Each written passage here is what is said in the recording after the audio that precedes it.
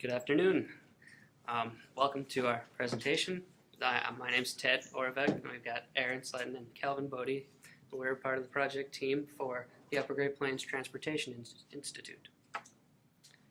About the UGPTI a little bit, they are a company located right here on NDSU in a building right west of the QBB called Hastings Hall, and they are a research and education center for transportation, communication, and management in the Upper Great Plains area of our country.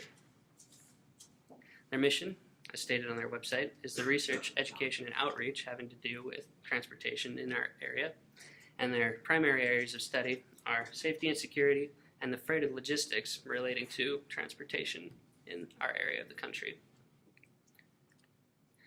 The need for them, the reason they requested a capstone project, was that they want to be able to have an easy and reliable way to monitor roadways throughout the area by not having to install secondary equipment or have specific monitoring going on in those areas.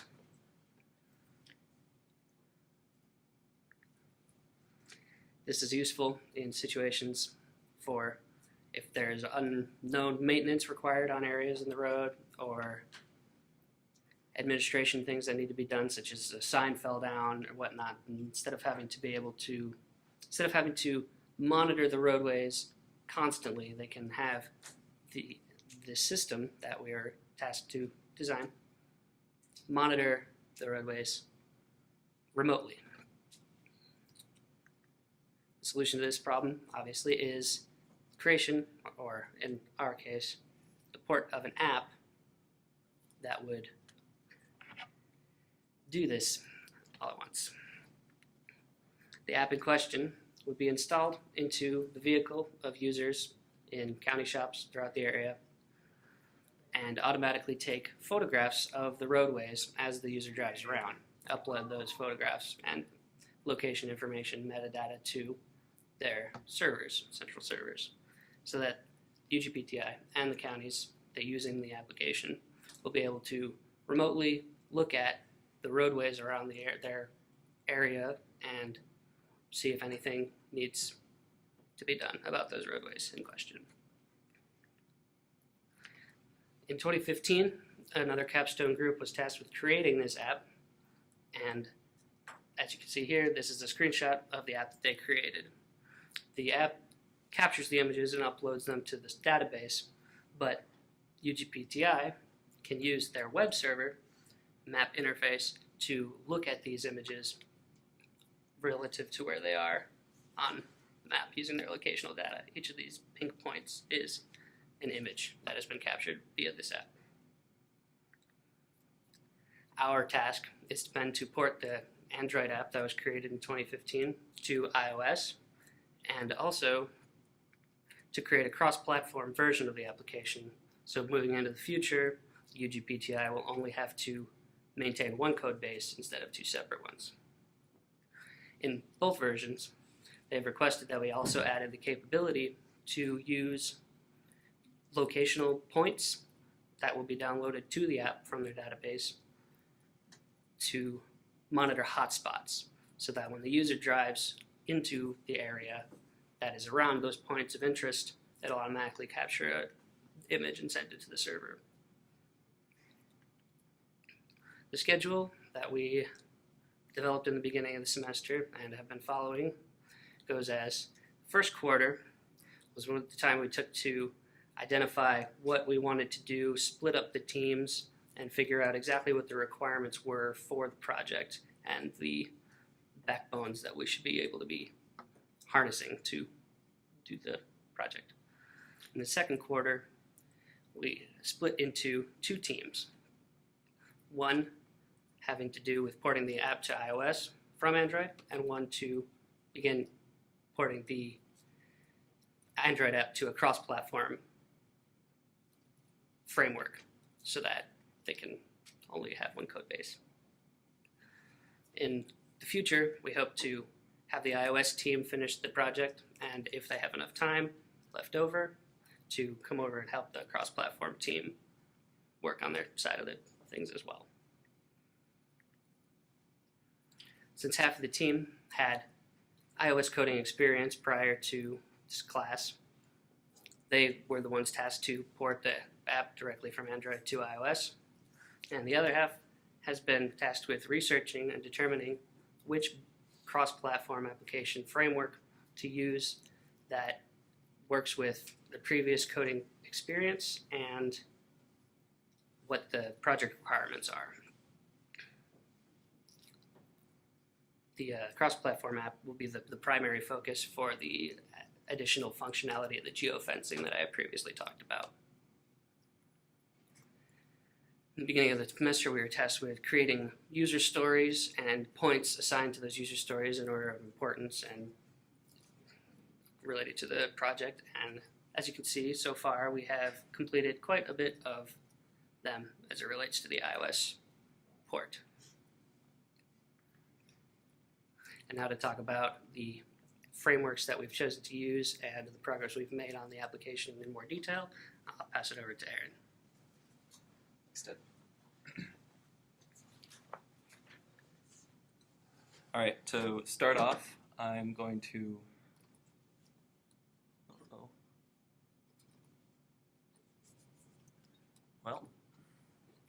some technical difficulties, I think. Just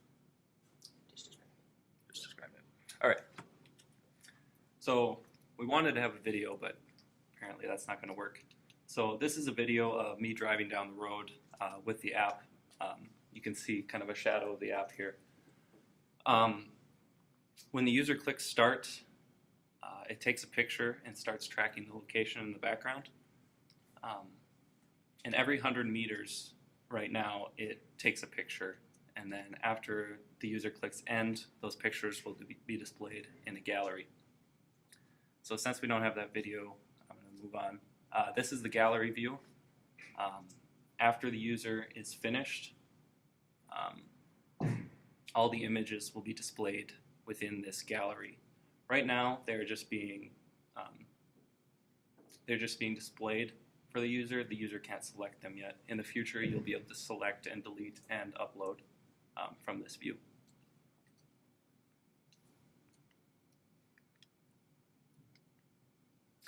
Okay. So this page is a good place to talk about the UI. So we've implemented a tab view with 4 different tabs at the bottom.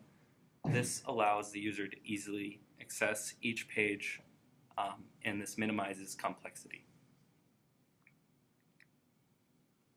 So in comparison with the previous Android app on the left here, this is our new interface. The main difference is this tab view. In the Android app, there was a menu view.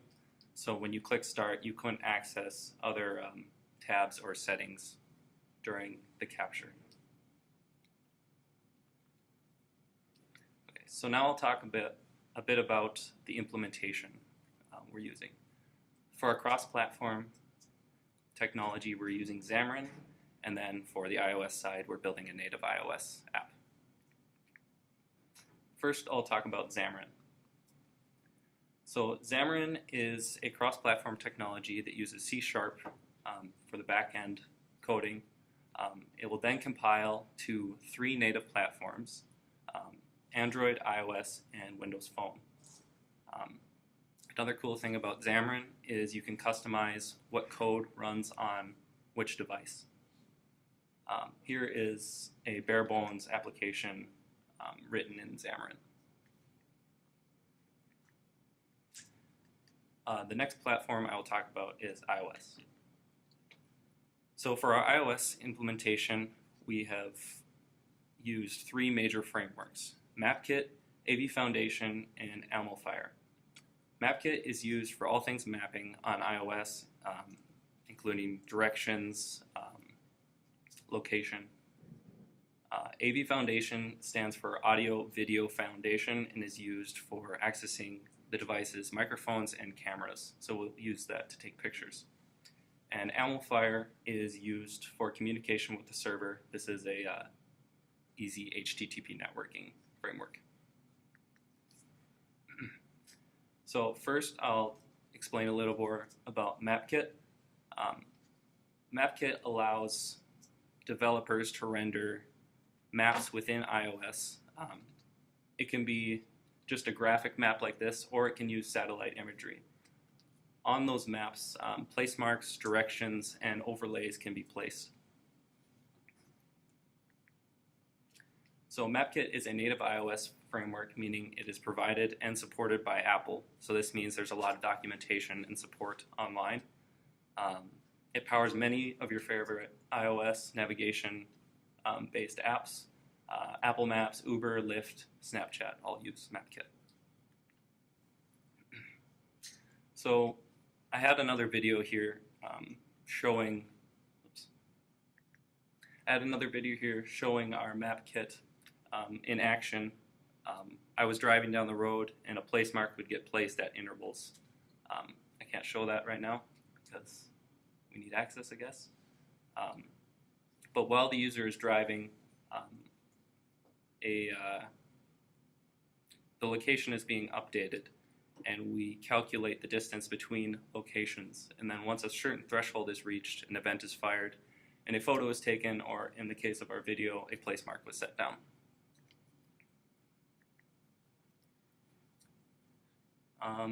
Okay, so our next framework is AV Foundation, Audio Video Foundation.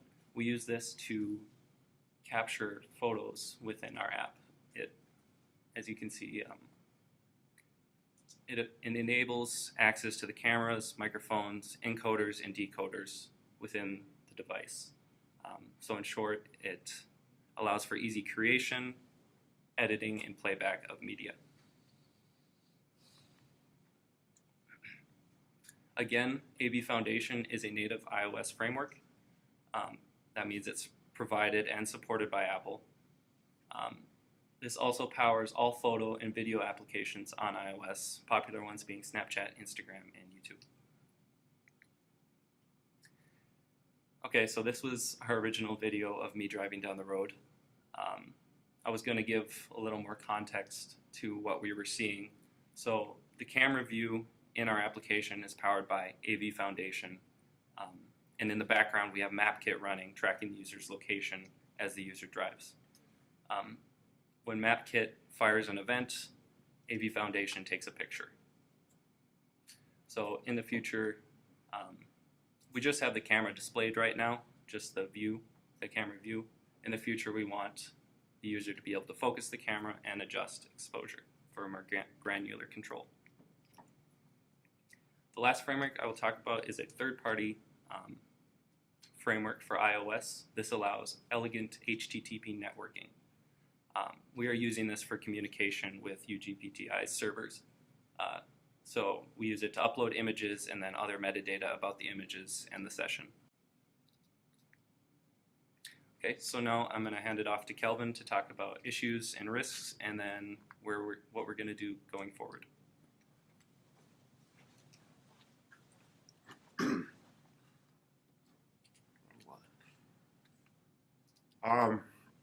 For issues and risk, the first one we had was, we had a group member no longer be a part of our group. And then the other issue we had was our problem communicating with UGPTI's server. We had some difficulties reaching it and posting to it. For our user story points, in total we have 4 sprints and 47 user story points. We've completed 2 sprints right now and 32 user story points. We've got 2 more sprints and 15 user story points left to hit. At 47 total user story points, we're projected to go at 11.75 per sprint, but we're actually hitting 16 per sprint.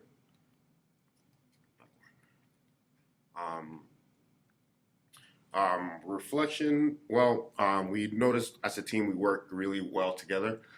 When we're together, we get a lot more done than when we're apart. There's no push or drive to complete anything. So we look to work more face to face to get more stuff done. as far as next steps go, we're looking to be able to delete the photos, upload the photos to the server, and then persistent storage. That's not saving the photos on the phone, not saving the photos onto the camera roll, but rather saving the photos in the app itself. More steps after that is to get the tutorial or help page up and running, and then connect some of our settings to the functionality. Where some of the settings that we had are picking when to take the photo and how better quality we want the photos to be. And then the last one will be have the iOS team switch back onto the cross-platform team, and then help them out and finish that. Do you have any questions? I'm curious, why did you guys inquire or research why they wanted to switch from Android to iOS? They had a lot of drivers who initially they made an Android app, and then they switched. They needed an iOS one because they're using it on their personal phones. So they had drivers where they didn't have Android phones, so thus they couldn't run the Android app on their phone. Got it. Yeah. And then, in that idea that they're switching to iOS, have you helped them identify any risks that they're going to face on iOS versus their prior experience with Android? Not necessarily. So just the high level thing, that might be something you want to think through at handoff, is just call outs on, not just the functionality difference, but what might be the platform difference, especially when you've got something that's been in production for a while. Helping end users understand the differences would be something that would be very valuable to them, I would assume. Thank you. Any more questions? So with the Xamarin, how have you had to write much native code, or can you do it all? You can do it all in Xamarin. It just gives you the option to. So this application doesn't require any so far. No.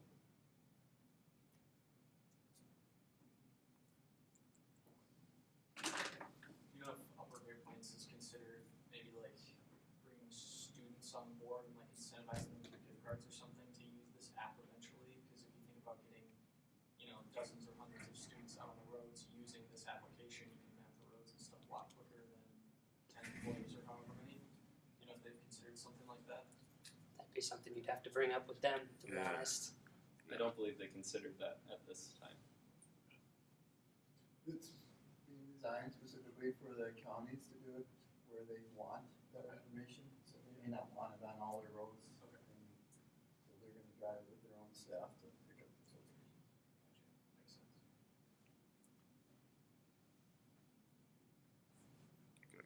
Any technical things you're worried about yet? The only issues we've had is with connecting to the server, and I think that can be resolved fairly quickly with all the greases put in. So, If you have no more questions, like I say, thank you for coming out. Okay.